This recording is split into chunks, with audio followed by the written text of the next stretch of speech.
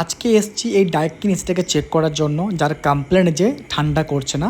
তো যখন আমি কভারটাকে খুলে দেখি এত ফিল্টার ব্লক হয়ে আছে, সাথে কুলিং কয়েল দেখে আমি অবাক হয়ে গিয়েছি যে এরকম ব্লক থাকলে সিস্টেম কি করে কুলিং করবে, কুলিং করতেই পারবে না। তো কুলিং না হওয়ার এটাই হচ্ছে প্রথম কারণ যে এত ব্লকড হয়ে আছে।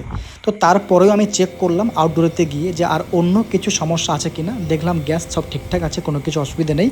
তো ওটা এত ব্লকড হয়ে আছে তার জন্যই কুলিং করতে পারছে না। তো আমি কি করেছি, তার জন্য পুরো ইউনিটকে খুলে নামিয়েছি নিচে, ইনডোর ইউনিটটাকে। তারপর আমি cooling coil, blower motor, main cover সব কিছুই কিন্তু খুলে একদম আলাদা করে দিয়েছি। কি না, এরকম সার্ভিস করলে কি হয়, প্রপার ক্লিন হয় বোথ সাইড প্লাস সব পার্টস একদম ঠিক আছে। এই জন্য এই সার্ভিসটা আমি প্রেফার করি।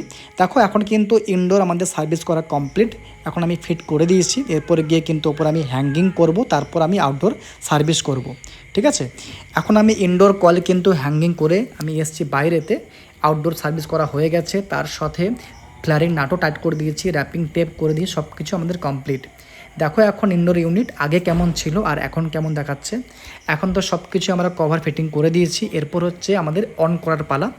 অন করার পরে যে হাওয়াটা প্রথম পেলাম, মানে আমি স্পর্শ পেয়ে খুব খুশি যে একটা ফ্লোতে সুন্দর হাওয়া দিচ্ছে, ঠিক আছে। আমি তো খুব খুশি হয়েছি, কাস্টমারও অবশ্যই খুব খুশি হয়েছে দেখে যে এত সুন্দর কুলিং করছে। এই দেখো আমাদের আউটডোরের কন্ডিশন আগে কেমন ছিল আর আফটার সার্ভিসের পরে কেমন দেখাচ্ছে। তো সিস্টেম তো খুব সুন্দর কাজ করছে। তো কাজ তো এখানে শেষ, দেখা হচ্ছে পরের ভিডিওতে।